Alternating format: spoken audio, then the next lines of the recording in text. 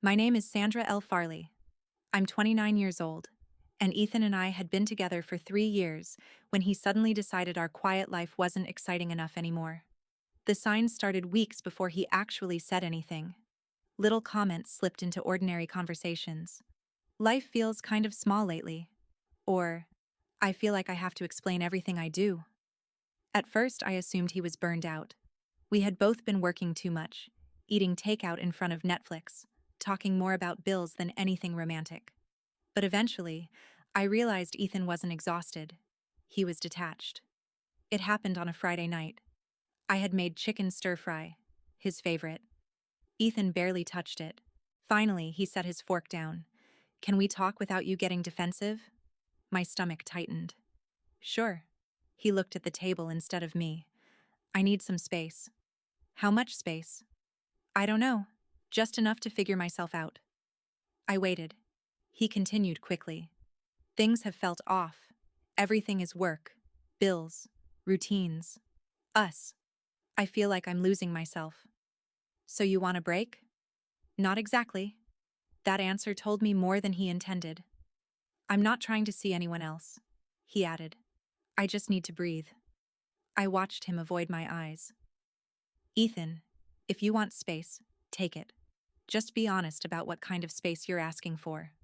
His jaw tightened. "Why does everything have to become an interrogation with you?" It was one question. "This isn't about you, Sandra." That sentence sat heavily between us. Because of course it involved me. We were discussing whether our 3-year relationship still existed. But I didn't fight him. "Okay." He blinked. "Okay? Take whatever time you need." His expression shifted, almost disappointed. Maybe he had expected tears. Maybe he expected me to bargain. "You're not going to say anything else?" "You can't force someone to stay when they already want out." The next morning, Ethan packed a duffel bag. "Just a few days," he said. "Where are you staying?" "With a friend." I noticed he didn't give me a name. He walked out without kissing me. For several days, I respected his request. No texts, no calls. I went to work, came home, cooked for one, and slept alone. Then, the little cracks started appearing. Ethan watched every story I posted but never messaged me. His own account suddenly filled with guys' night photos, cocktails, rooftop bars, and carefully framed pictures where one corner always seemed cropped. Once I noticed a woman's hand near his drink. Red nails, a silver bracelet.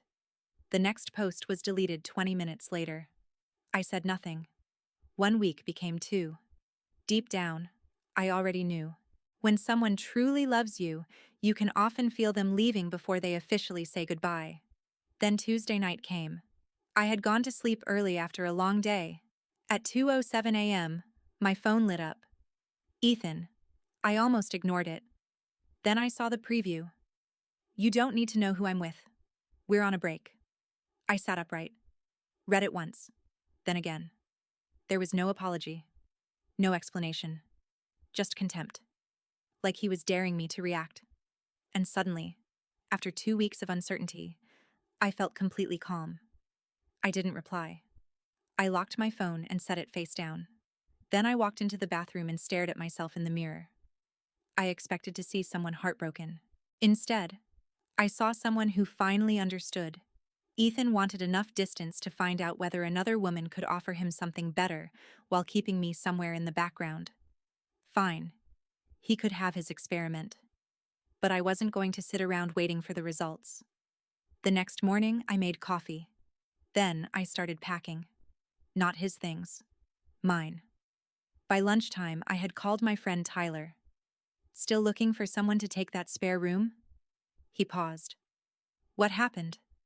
I looked around the apartment Ethan apparently believed would still be waiting when his adventure ended. "Nothing," I said. Then I picked up another box. I just finally understood what a break means. By lunchtime, most of my life had been packed into boxes: clothes, books, my laptop. The framed photos I actually wanted to keep. I left Ethan's things exactly where they were. I wasn't interested in revenge, and I wasn't going to give him the satisfaction of calling me destructive.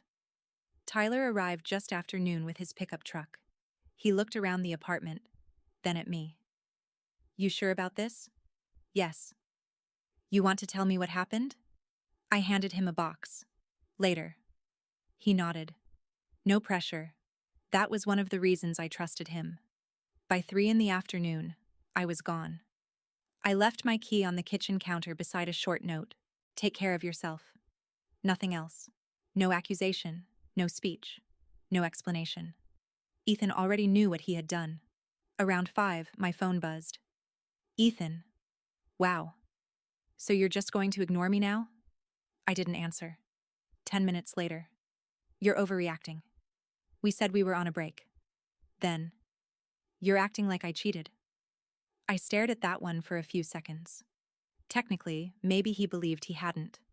Emotionally, he had already removed me from the relationship and expected me to remain available while he tested another woman. That was enough. I put the phone away. Over the next several days, the messages kept coming. You always said we'd work through anything. Guess that was a lie too. Then, fine, do whatever you want. And finally, you'll regret this when you realize no one else will ever care about you like I did. That one almost made me laugh, because for the first time, I was beginning to understand the opposite. I was learning how to care about myself in a way Ethan never had. I deleted his contact. Not blocked yet, just erased. It felt symbolic. Like removing a name from a guest list after realizing the person had already left the party. Tyler's spare room was small, but peaceful. For the first few days, I went to work, came home, and tried not to think too much. Then I started going to the gym again. I cooked actual meals instead of eating takeout over the sink. I slept through the night. It surprised me how quickly my body relaxed once I stopped waiting for Ethan's mood to dictate the atmosphere of the room. He used to tell me I was too comfortable with boredom. I started realizing he had confused peace with dullness. Ethan needed friction to feel alive. I needed calm to feel human. 2 days after I moved out, the calls started. The first voicemail sounded casual. Hey, I saw your stuff is gone. You didn't have to be dramatic. I was going to come back this weekend. Deleted. The second was sharper. So you're really doing this? You can't even have a conversation? Deleted. The third was different. His voice cracked. Sandra, I didn't mean it like that. It wasn't serious. I just needed time. You can't erase 3 years like this. Please call me. I listened twice, then deleted it too. That evening, Tyler and I sat on the balcony with beers. I finally told him about the 2:07 a.m. text. He winced. You don't need to know who I'm with? Exactly. That's brutal. I nodded. You good? Weirdly, yes. Tyler stared out over the city. Then don't go backward. A week later, Ethan's tone changed again. I think I messed up. Then, she's not who I thought she was. Then, can we please talk? I didn't reply, but curiosity got me that night. I checked his social media. His page had changed. The cropped photos were gone. The woman I had occasionally glimpsed in reflections and corners had disappeared completely. Then I noticed something else. Her profile no longer followed Ethan. His comments were gone from her posts. And the one photo where his shoulder had been visible beside her was deleted. He hadn't reached out because he suddenly understood my pain. He reached out because his backup plan had collapsed. The next afternoon, the front desk at my office called. There's a man here asking for you. I already knew. Through the glass doors, I could see Ethan pacing in the lobby, phone in his hand, face tense. I could have gone downstairs. I could have let him explain. Instead, I said, please tell him I'm unavailable. He stayed 20 minutes, then left. An hour later, another message arrived. I'm sorry. I didn't realize how much I was hurting you. It wasn't serious with her. I just needed to clear my head. I want to fix this. I read it once. And that was when I understood the part he still didn't. This was never only about another woman. It was about the sentence he had sent at 2:07 a.m., the casual contempt. the belief that I deserved no explanation because he had declared us on a break. You can't rebuild respect after someone deliberately teaches you how little of it they have for you. I archived the thread. Then I put my phone down. Ethan wanted his safety net back, but I had already learned how to stand without him. By the second week, Ethan's messages had stopped sounding apologetic and started sounding desperate. Every few hours, my phone would light up. I know I messed up, but you're acting like I actually cheated. Then, you could at least tell me it's over instead of ghosting me. Then, please, Sandra, just meet me once. I miss you. I didn't need to answer. My silence was the answer. One night, he called 12 times in less than an hour. I muted my phone, left it charging on Tyler's kitchen counter, and sat down to watch a movie. Halfway through, another voicemail came in. Tyler glanced toward the phone. You going to listen? I probably shouldn't. Which means you're going to. Unfortunately, he knew me. I played it on speaker. Ethan's voice was shaky. I can't believe you're doing this. After everything I've done for you? I was confused, okay? You think you're perfect? You think you've never hurt anyone? Tyler paused the movie. That wasn't an apology. No. That was an audition for sympathy. I laughed softly. He was right. Ethan didn't want closure. He wanted control back. During the break, he had believed I would remain exactly where he left me. Waiting, wondering, available. Now that I wasn't, he was panicking. 2 days later, he tried a different tactic. I talked to my mom.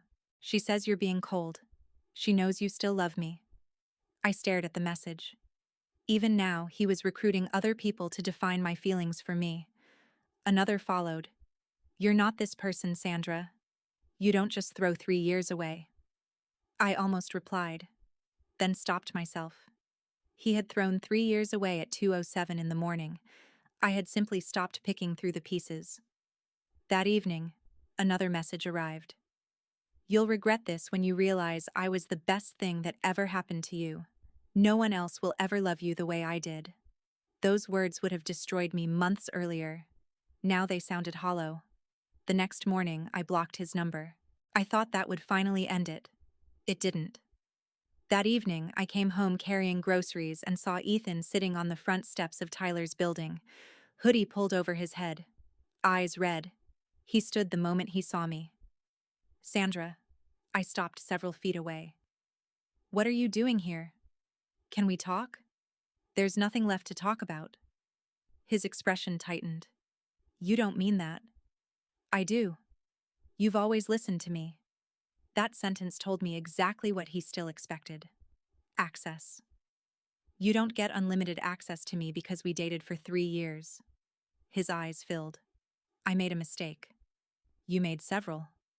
I was drinking that night. You were sober enough to type. He flinched.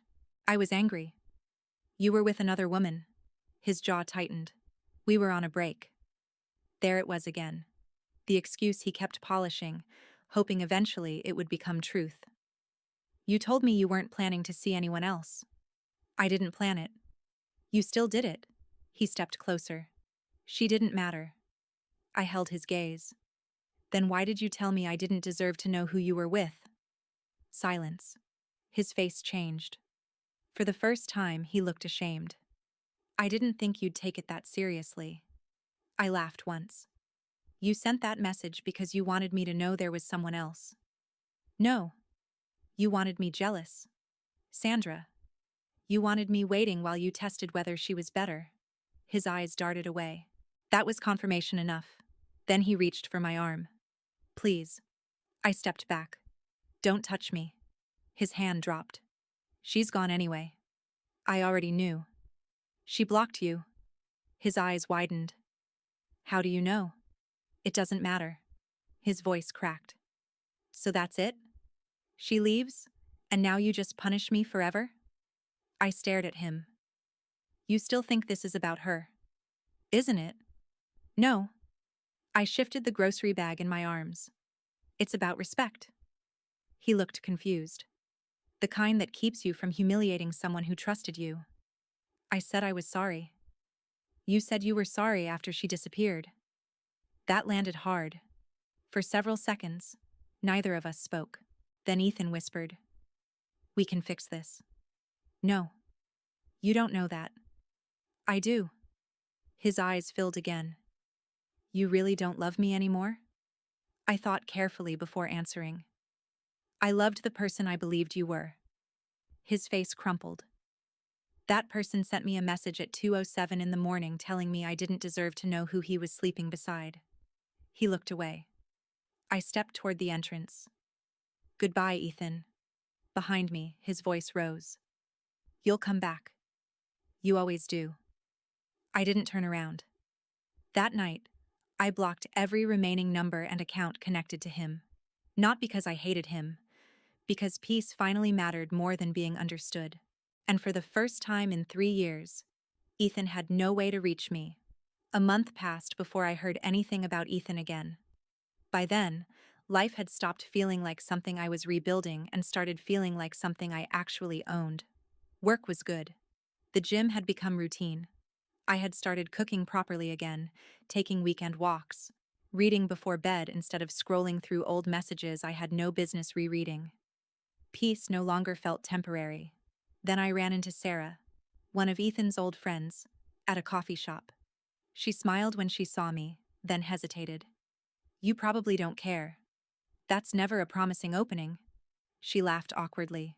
It's about Ethan. I took my coffee. I figured. Sarah lowered her voice. The woman he was seeing during the break? I waited. She wasn't single. I raised an eyebrow. She had a boyfriend the whole time. That part almost felt predictable. Sarah continued. Apparently, Ethan thought she was leaving him. She wasn't.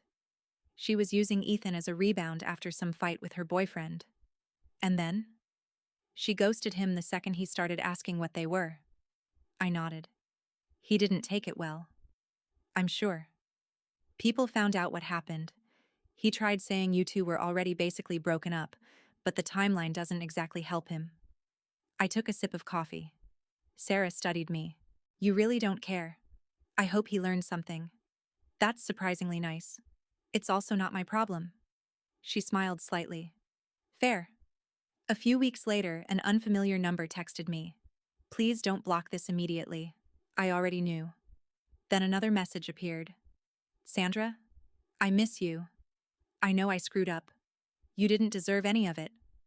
I stared at the screen. For the first time, the apology actually sounded somewhat sincere. Another came. I thought I needed space. I thought she cared about me. I was stupid. You were patient and loyal, and I took that for granted. There it was. The speech people imagine will finally heal everything. It didn't. I put my phone down and made dinner. By midnight, another message arrived. If you're seeing someone else, just tell me. I can handle it. I just need closure. That one almost made me smile. The man who had once told me I had no right to know who he was with was suddenly asking for transparency.